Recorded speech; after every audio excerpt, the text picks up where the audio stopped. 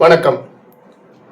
கடந்த 60 நாட்களில் ஊழலை ஒழித்து விட்டேன் என்று கரூரில் விஜய் அவர்கள் பேசி நாக்கை மடித்து உள்ளே வைப்பதற்கு முன்பாகவே பழனி முருகனுக்கே மொட்டையடித்துள்ளனர்.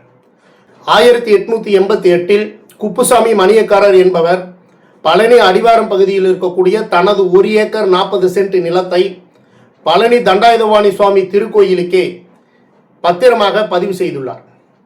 இந்த நிலத்தின் மூலம் வரக்கூடிய வருவாய் அனைத்துமே பழனி தண்டாயுதபாணி சுவாமி திருக்கோயிலுக்கே சொந்தம் என்றும் மிக தெளிவாக சுட்டிக்காட்டியுள்ளார்.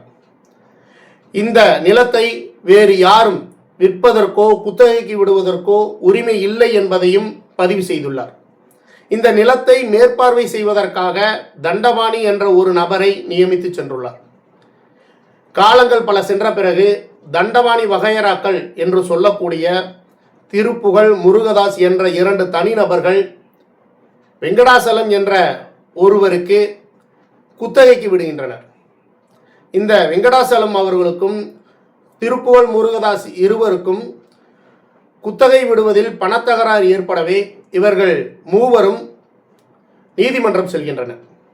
நீதிமன்றம் சென்ற பிறகு நீதிமன்றம் மிக தெளிவாக இந்த நிலம் பழனி தண்டாயுதபாணி திருக்கோவிலுக்கு மட்டுமே சொந்தம் என்றும் இந்த நிலத்தை வேறு யாரும் விற்பதற்கோ வாங்குவதற்கோ குத்தகைக்கு விடுவதற்கோ உரிமை இல்லை என்பதை மிக தெளிவாக சுட்டிக்காட்டியுள்ளது. நீதிமன்ற உத்தரவின் பேரில் கடந்த திமுக ஆட்சியில் 2025 செப்டம்பர் மாதம் கோவில் இணை ஆணையர் அவர்கள் அந்த 1 ஏக்கர் 40 சென்ட் நிலத்தை கையகப்படுத்தி பக்தர்கள் வாகனங்கள் நிறுத்தும் இடமாக அறிவிக்கிறார்.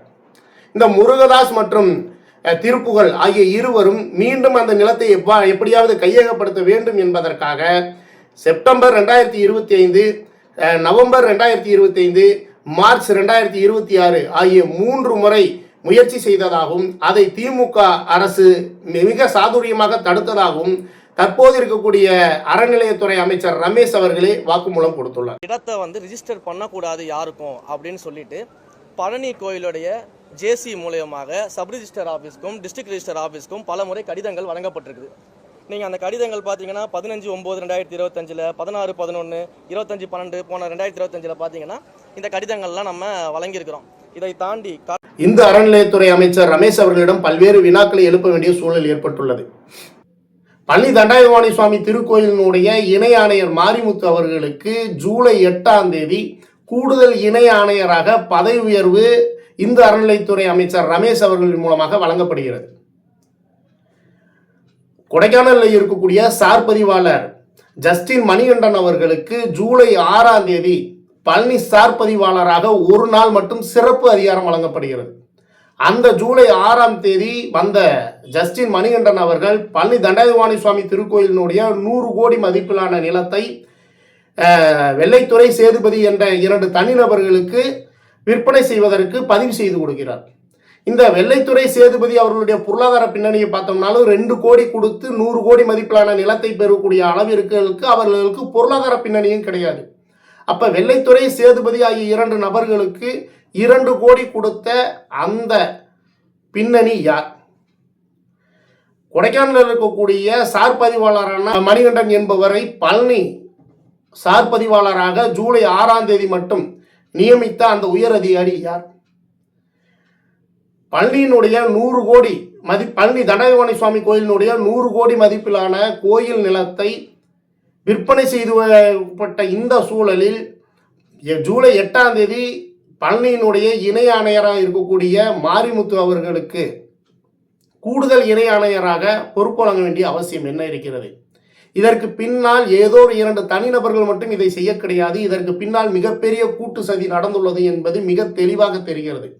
மிக நேர்மையாக ஆட்சி செய்வேன் என்று சொல்லக்கூடிய நீங்கள் இப்படிப்பட்ட இந்த சூழலில் நீங்கள் செய்ய வேண்டிய முதல் வேலை உங்களுடைய பதவியை ராஜினாமா செய்ய வேண்டும். பல அரசு உயர் அதிகாரிகளும் பல ஆளுங்கட்சி பிரமுகர்களும் ஒளிந்துள்ளனர் என்பது ஊடகங்களின் மூலம் வெளிப்பட்டு கொண்டே இருக்கிறது. இப்படிப்பட்ட சூழலில் உங்களுடைய மேற்பார்வையின் கீழ் இருக்கக்கூடிய இந்த அறநிலையத்துறையின் 100 கோடி மதிப்பிலான நிலம் விற்பனை செய்யப்பட்டு இருப்பதற்கு தார்மீக பொறுப்பேற்று ராஜினாமா செய்ய வேண்டியது உங்களுடைய கடமையாகும். ஏன் என்றால் சேதுபதி, வெள்ளைத்துறை ஆகிய 2 நபர்களுமே வெறும் பினாமிகள் மட்டும்தான் என்றும் இந்த சொத்து ஆளுங்கட்சியில் இருக்கக்கூடிய ஒரு முக்கிய பிரமுகர்களுடைய உறவினருக்கு செல்ல போகிறது என்று ஊடகங்களின் மூலம் அறிய முடிகிறது. இப்படிப்பட்ட சூழல்ல நீங்கள் அமைச்சராக இருந்தால் இதனுடைய உண்மைத்தன்மை வெளிப்படுவது என்பது சந்தேகமே.